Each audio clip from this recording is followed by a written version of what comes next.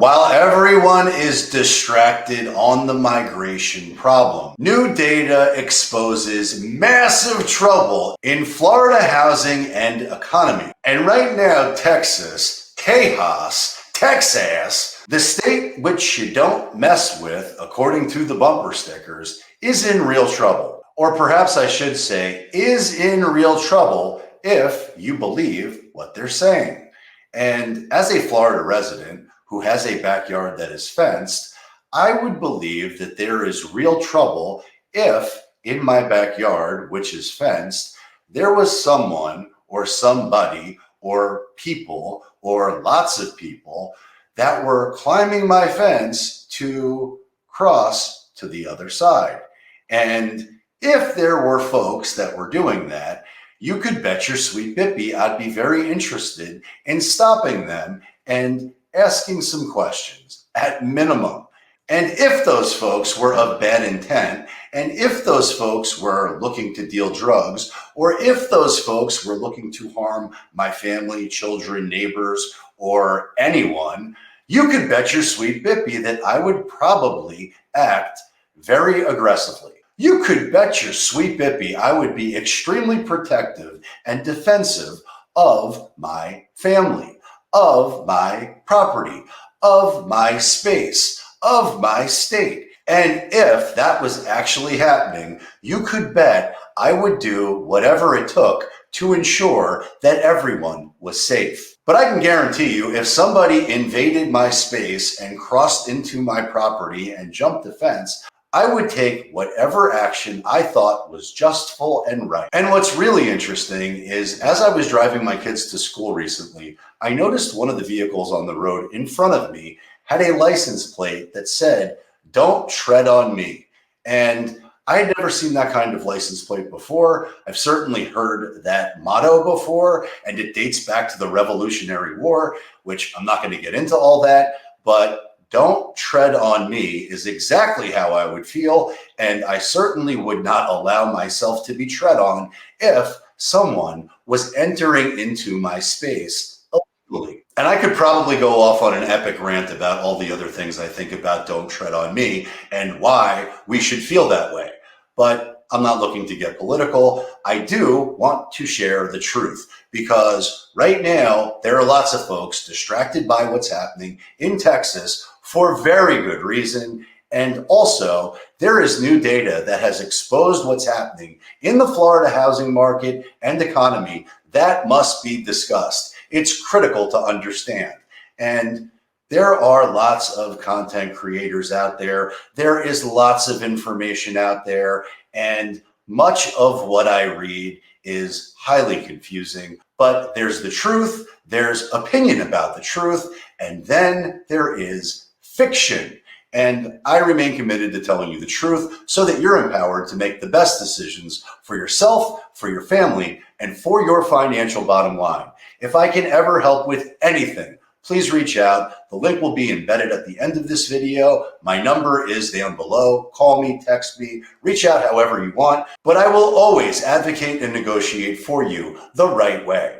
But let's start at Texas, because that's where the problems begin. That's where the distraction is. But the truth is, if we don't address what's happening in Texas, well, then it doesn't really matter what's happening in each and every other housing market. But not to worry, I will get into Florida and the new data that was revealed, because we must know. As in Republican attorneys general backing Texas in its standoff with the Biden administration, writing to the president and Homeland Security Secretary Mayorkas, what you should do is simple: enforce the law and protect the border. And despite some recent suggestions that you should nationalize control of the Texas National Guard as a ruse, we would like to remind you that you cannot do so without legal authority that you currently lack. If you cannot bring yourselves to enforce the law, get out of the way so Texas can. Iowa Attorney General Brenna Bird drafted and signed that letter. She joins us now. Brenna, what was the most thorny legal issue that you had to work through? This is something I'm sure you've never had to do before. Well, we've never had to do it before, and the legal issues are simple and straightforward. The federal government must secure the border, and if they're not going to do it, they shouldn't be trying to keep Texas from doing the job that they just won't do. Well, that certainly seems reasonable enough to me. Either you're part of the problem or you're part of the solution. But we're in an election year. Volatility season is here, my friends, and we must be prepared. And I pray to God that we will start to unify. Because last I checked, we were the United States of America, not the divided States of America.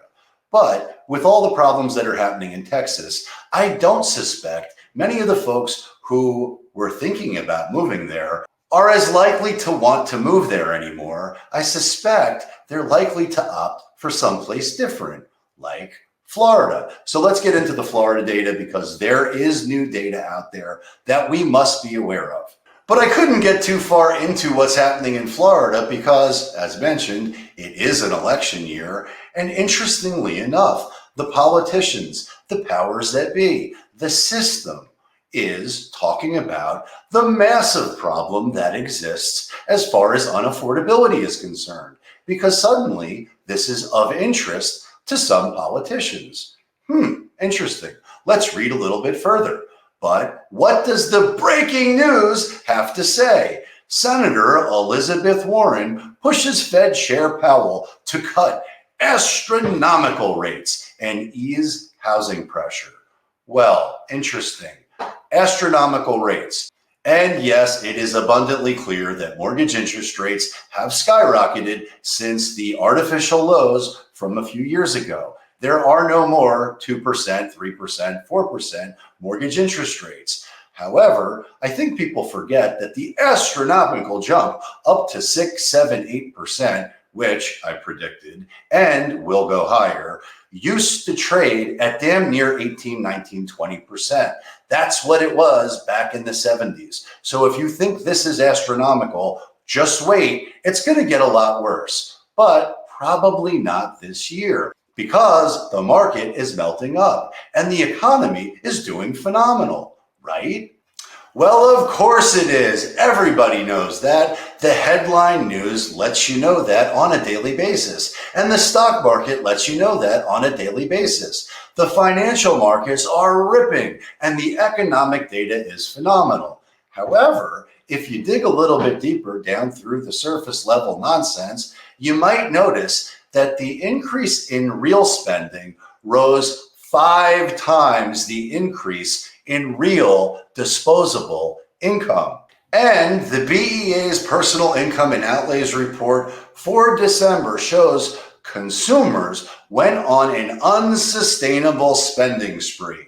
And you've probably heard me talk about the buy now, pay later thing, but you'll also notice that there are also new companies that are allowing you to get your salary in advance, which is just going to be fraught with problems that eventually create a systemic failure everywhere. But let's just look at what the data reveals for now. And keep in mind, we're going to get into the new Florida housing data because you must know it. And there is massively critical news to understand. But first, let's start at the macro level. Personal income increased 60 billion, 0.3% at a monthly rate in December. Disposable personal income less personal current taxes increased by 51.8 billion. Okay, great. So 60 billion, 51.8 billion. I'm not a mathematician. I'm not an accountant. I'm not a rocket scientist. And I'm certainly not an analyst. But the personal consumption expenditures increased to 133.9 billion. 100 and let's just round it up, 134 billion in personal consumption expenditures. Interesting. I wonder if that's sustainable. I wonder if the personal income is going to be able to buy now and pay later. Well, they can't pay now, they can't pay later, and there's going to be economic hell to pay. But please do not take my word for it because talk is cheap. Anybody can say anything. Let's look and see what the data reveals. And breaking news, Florida dominates the list of most overvalued housing markets. Florida metros make up 6 of the 10 most overvalued housing markets in the nation, according to the latest report from researchers at Florida Atlantic University and Florida International University. Shout out to FAU, go Owls. But their research indicates that Cape Coral ranks number one, with buyers paying 62.29% more than they should based on the sales history in that market. And the other Florida markets in the top 10 are number 2, Deltona at a 55.51% premium. Number 4, Palm Bay, Melbourne at 54.55% overvalued. Number 6, Tampa at 53.5%. Number 7, Lakeland at almost 52%. And number 10, Northport, Bradenton. The researchers ranked the 100 largest metro areas using publicly available data from online real estate portal Zillow, which is the fountain of all good actionable information. Everybody knows that, or other providers. Curious who these other providers are. The data, which extends from January 96 through the end of the month, the end of last month, includes single family homes, townhomes, condominiums, and co-ops. Okay. Now, it should be noted that the first ranking in August of 2021 had no Florida metros listed in the top 10. And right now, or at least as of the last data, Texas was the number one state that people wanted to move to and had the most migration.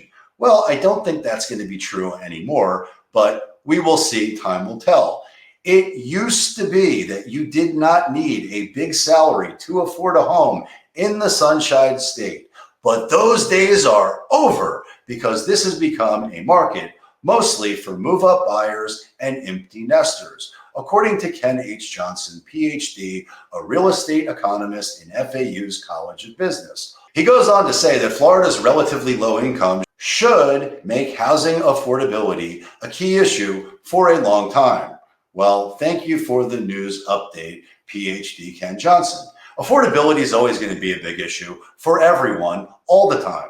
But for those of you that are hoping for a massive market crash, a half-price home situation, foreclosures galore, and blood in the housing market streets, well, prospective buyers in Florida, hoping the Florida market cools, are unlikely to see prices plummet as they did from 2006 to 2012, according to Eli Baraka, PhD of FIU's Holo School of Real Estate. And he goes on to say, we don't expect home prices to fall sharply because our high rents serve to support current prices. Florida is a very difficult market to break into unless you've got a professional wage or the proceeds from a home sale in another state. And while I do appreciate his professional opinion, I don't necessarily agree with his opinion, but I want to see more data. I want to see what their track record is, because there is more data and more granularity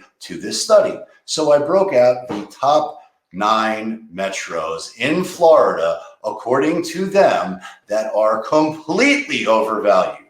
And let's just review them. And let's look at their track record. But Cape Coral, as mentioned, is number 1 on the list.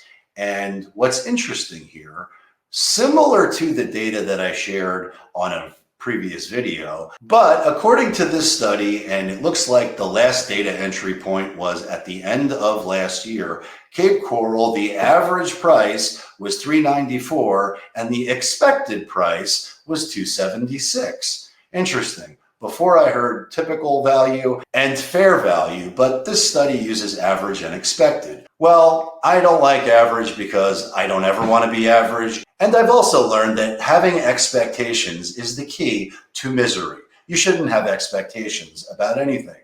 But we should know the data and we should be informed so that we can make the best decisions for ourselves, for our family, and for our financial bottom line. But if I was a buyer in the Cape Coral market and I expected a discount of 43% on a home I was looking to purchase, I would likely be devastated when I realized that there is no shot that's going to happen anytime soon. But I wanted to see how far back he goes with these discounted expectations. And November, 43% discount. October, 44% discount. September, 44.5% discount. August, 45% discount, July, 45% discount, on and on down the list, all the way back to, I'm assuming 2021 because that's when they started this study, but all the way back to 2020. Okay. The average price for a home in Cape Coral, and to be clear, this is not just single family homes. This is a cumulative mix of many different product types, which will absolutely skew your expectations. If you think we're talking about single family homes, this is everything. But according to this, the average price for a product in Cape Coral Metro was $253. The expected price, which again, expectations mean nothing, was $255. So back then, the market was trading at a discount to expectations. And I have to be abundantly clear, I'm surprised how far back this data goes. I am doing this in real time. I did not expect it to go back as far as it did, but what it reveals is that the Cape Coral market was trading at a discount to expectations all the way back to 2008, which is when the last market crash happened. And that's interesting information. But it should be noted that hindsight is 2020. And so far, the expectations are completely out of whack with the unrealistic housing market prices, which is where they're trading right now, period. And Tampa's data gives a similar picture, a similar expectation of what Cape Coral did too, except the prices are different. The average, again, going back to December 31st, which is their most recent entry point, the average price for a product in this metro was $372. The expected price was $266. So according to this, the premium right now, this market is overvalued by 39.88%. And if we work backwards, we're going to see a similar pattern. 40%, 40%, 40%, 40%. Let's keep going down the list until we see where there is a discount, which I suspect is going to be somewhere around 2020. And that's exactly right. So Tampa in February of 2020, and if my memory serves me correct, back in 2020, there was a little event that impacted most Americans and everyone on the planet and fundamentally changed, in many instances, where people wanted to live.